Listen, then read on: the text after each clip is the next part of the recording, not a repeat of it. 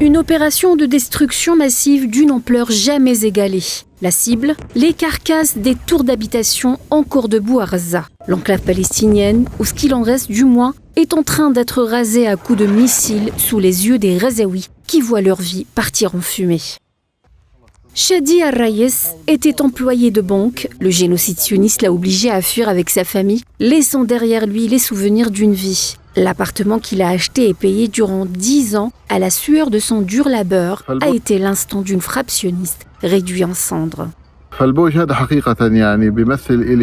Cette tour représente pour moi un parcours de vie. La maison a été détruite alors que je me suis installé dans une tente du camp de Deir el-Balah. La tour était bondée de déplacés. Les occupants ont dû fuir, certains pieds nus, certains n'ont pas pu emporter leurs papiers officiels, ni même leurs vêtements.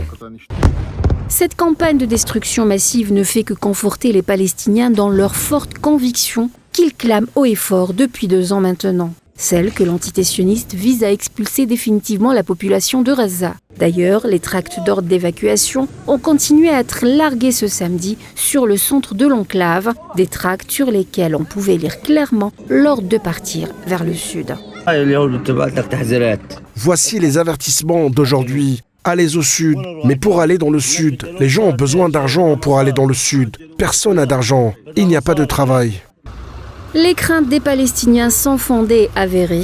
Un point de vue que partage d'ailleurs le Haut Commissariat des Nations Unies aux droits de l'homme, qui par le biais de son porte-parole a déclaré, je cite, qu'une telle tentative délibérée de relocalisation de la population équivaudrait à un nettoyage ethnique.